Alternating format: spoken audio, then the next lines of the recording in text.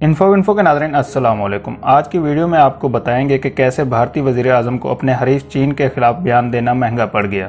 چین نے بھارت کے خلاف ایک بار پھر بڑے کام کا آغاز کر دیا۔ چین کے جوان ایک بار پھر بھارت کی حدود میں داخل ہو گئے۔ بھارت نے اپنے دوست ممالک سے رابطے کرنا شروع کر دیے۔ چین نے مقبوضہ کشمیر کے حوالے سے اہم اعلان کرتے ہوئے مودی کے ہوش ٹھکانے لگا دیے۔ بیجنگ نے دبنگ انداز میں اعلان کر کے بھارت کے خلاف ایک بار پھر میدان میں آ گیا۔ بھارت چاہتے ہوئے بھی چین سے ٹکر کیوں نہیں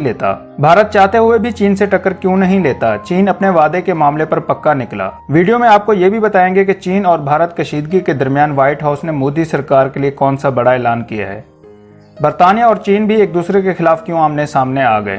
ویڈیو میں آگے بڑھنے سے پہلے نئے آنے والے دوستوں سے گزارش ہے کہ چینل کو سبسکرائب کر لیں اور گھنٹی کے نشان کو ضرور دبائیں۔ ویڈیو کو واٹس ایپ گروپس اور فیس بک پر بھی ضرور شیئر کر دیں۔ ناظرین کرام، نریندر مودی اپنے غصے کو نکالنے کے لیے چین کی سالمیت پر حملہ کر دیا۔ چین نے بھارت کے 14 طبق روشن کر دیے۔ مقبوضہ وادی کے حوالے سے چین نے اہم اعلان جاری کر دیا، جس کے بارے میں جان کر دنیا حیران رہ گئی۔ لداخ سے ایک بار پھر کشمیر کے حق کے لیے مہم کی شروعات ہو گئی۔ مقبوضہ وادی کا خیال رکھو، ہم جلد آ رہے ہیں۔ بھارت کا تائیوان کے حوالے سے بیان جاری کرنا الٹا بھارت کے لیے ہی تباہی و بربادی کا سبب بن گیا۔ اپنی اوقات کو یاد کرو، پھر ہمارے معاملات میں دخل اندازی کرو۔ بھارت کو ہانگ کانگ کے معاملے سے باز رہنا چاہیے، ورنہ وہ نتائج کا ذمہ دار خود ہوگا۔ چین نے مودی سرکار کو دو ٹوک الفاظ میں واضح کر دیا کہ جس طرح بھارت کی لداخ اور ڈوکلام میں چین کے جوانوں کے ہاتھوں سے اس کی عزت افزائی ہوئی ہے، اس نے بھارت کے رہس و ہوش بھی اڑا دیے۔ بھارت ایک لداخ کا قبضہ حاصل کرنے کی صلاحیت نہیں رکھتا اور اب اس نے چین کو اشتعال دلانے کے لیے ہانگ کانگ سے متعلق بیان داغنا شروع کر دیے ہیں۔ ناظرین اکرام، کسی بھی ملک کی سالمیت کو ٹھیس پہنچانے کے لیے اس کے اپنے ہی ملک میں بعض ایسے عناصر موجود ہوتے ہیں جو عوام کو حکومت کے خلاف اشتعال انگیز بیان دلوانے کے لیے ایندھن کا کام کرتے ہیں۔ چین کو بھی ہانگ کانگ میں کچھ ایسے مسائل کا سامنا ہے، کیونکہ ہانگ کانگ میں بعض عناصر کو غیر ملکی فنڈنگ ہو رہی ہے اور وہ اپنی مہم کے ذریعے چین کی سالمیت پر انگلیاں اٹھا رہے ہیں۔ تاہم چین کو ہانگ کانگ میں نیا قانون نافذ کرنا پڑا، جس کی وجہ سے ہانگ کانگ میں اکثر مقامات پر احتجاج کیا جاتا ہے۔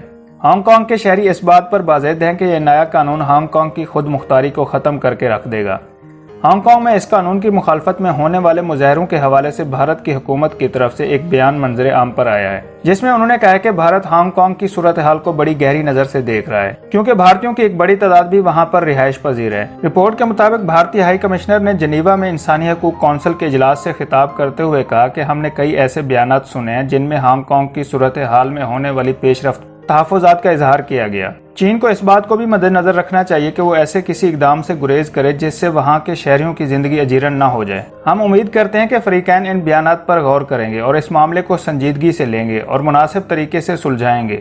ناظرین اکرام، بھارت نے چین کے خلاف یہ معاملہ جنیوا میں انسانی حقوق کی کونسل کے آگے ایک ایسے موقع پر اٹھایا جب اقوام متحدہ کی سلامتی کونسل میں پاکستانی سٹاک مارکیٹ پر ہونے والے حملے کے بعد بھارت کی جانب سے پاکستان کے خلاف زہر اگلنے کی کوشش کی گئی، لیکن چین نے دوستی کا حق ادا کرتے ہوئے مؤثر طریقے سے اپنی حمایت سے سلامتی کونسل میں خطے کے امن کو خراب کرنے والے عناصر کے خلاف پاکستان کی جانب سے کی جانے والی کارروائیوں اور فیصلوں پر پاکستانی قیادت کی کوششوں کی تعریف کی، اور اس طرح بھارت کو منہ کی کھانا پڑ گئی۔ اب بھارت کو جب ہر محاذ پر شکست ہونے لگی تو اس نے چین کا امیج خراب کرنے کے لیے ہانگ کانگ کے معاملے پر واویلا کرنا شروع کر دیا ہے۔ چین نے بھارت کو خبردار کرتے ہوئے کہا ہے کہ وہ اس کے اندرونی معاملات میں مداخلت کرنے کی ہرگز کوشش نہ کرے، اور ہانگ کانگ سے متعلق قانون سازی میں بھارت کو کوئی حق نہیں کہ وہ چین کے قانونی اور ملکی سالمیت سے متعلق فیصلوں میں رخنہ ڈالنے کی کوشش کرے۔ بھارت کے لیے یہی اچھا ہوگا کہ وہ ہمارے معاملات میں مداخلت نہ کرے، ورنہ وہ یہ یاد رکھے کہ اس کی اوقات چین کے سامنے کتنی ہے۔ چین اگر چاہے تو چند منٹوں میں بھارت کو دنیا کے نقشے سے مٹا دے۔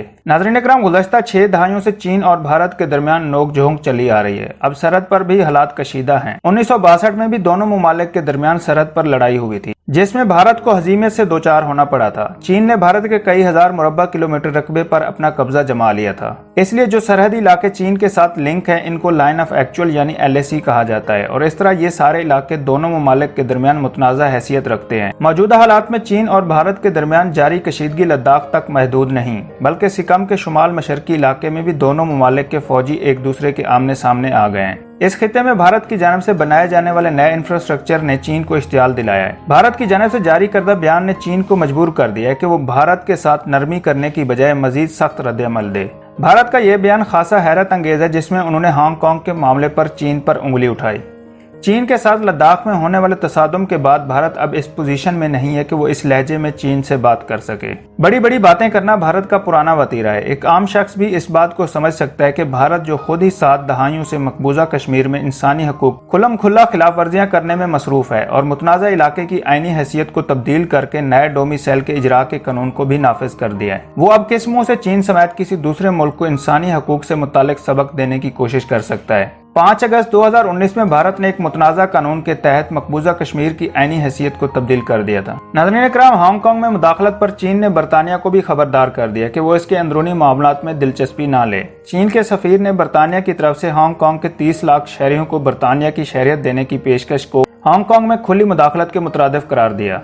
नाज़रीन इकराम, बरतानिया और चीन अब कम अज कम 2 मामलात यानी हांगकांग और हवावे पर एक दूसरे से दस्तों गिरेबान हैं और दोनों मुल्कों के ताल्लुकात में कशीदगी का एहसास इससे पहले कभी इतना शदीद नहीं था। चीनी सफीर का कहना था कि 1.4 अरब अफराद की उमंगों को नजरअंदाज नहीं किया जा सकता। अदम मुदाखलत के असूलों और एक दूसरे की खुद मुख्तारी का एहतराम नहीं किया जाता तो बहमी ताल्लुकात खराब होते हैं और इनको धचका लगता है। बात अगर हवावे की हो तो बोरिस जॉनसन ने गुज़श्ता हफ्ते कहा था कि चीन को अब एक कारोबारी हरीफ के तौर पर देखा जाएगा और इनके इस बयान ने यकीनन बदमज़गी पैदा की है। चीनी सफीर ने कहा है कि चीनी हुकाम ने बरतानिया के बारे में कभी कोई ऐसी बात नहीं की है। नाज़रीन इकराम, चीन ने भारत के बाद ताइवान को सख्ती से मुतनब्बे किया है कि वो चीन के मामलात में मुदाखलत ना करे। चीन की वज़ारत ख़ारजा ने कहा है कि हम ताइवान को ये मशवरा देते हैं कि वो अपने आप को तबाही से बचा ले।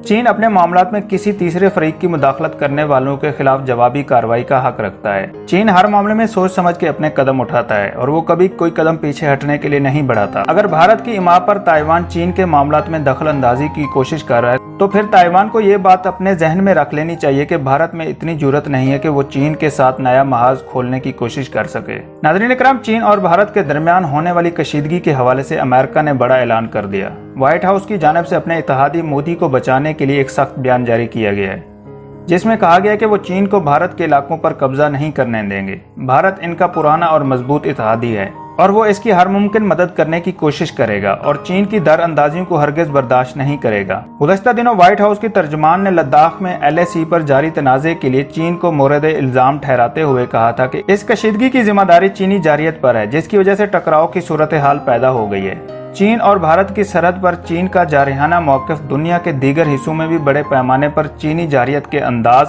और तरीक़ेकार पर फिट बैठता है और यही मौक़िफ़ चीनी कम्युनिस्ट पार्टी के हकीकी फितरत की तस्दीक करता है। नाज़रीन इकराम, भारत और चीन के दरमियान कशीदगी से मुतालिक अमेरिका का मौक़िफ़ अब तक मोहतात रहा था, लेकिन इन दोनों बयानात से लगता है कि अमेरिका का झुकाव भारत की जानिब है। इस तनाज़े की इब्तिदा में सदर ट्रंप ने दोनों मुल्कों के दरमियान सालसी की पेशकश की थी जिसे चीन और भारत ने मुस्तरद कर दिया था, लेकिन जब गुलवान वादी में भारत के 20 फौजी हलाक हुए तो अमेरिका ने अफसोस करते हुए कहा था कि वो सरहद की सूरत हाल पर कड़ी नजर रखे हुए है। नाज़रीन इकराम, दूसरी जानब तुर्की के खिलाफ मुत्तहिदा अरब अमारात की बड़ी साजिश पकड़ी गई। तुर्की जो कि दुनिया भर में अमन का दाई है और हमेशा मजलूम ममालिक के साथ खड़ा होता है और ख़ास तौर पर दुनिया भर के प्लेटफॉर्म्स पर मुसलमान ममालिक पर होने वाले मजालिम की बात करता है, लेकिन अब मुत्तहिदा अरब अमारात ने इसकी कोशिशों के खिलाफ साजिशें करना शुरू कर दी हैं। मुत्तहिदा अरब अमारात की जानिब से लीबिया की सूरत हाल को बदलने के लिए अमेरिका और तुर्की मुखालिफ लॉबी की जानिब से कार्रवाइयाँ करने का इंकशाफ हुआ है।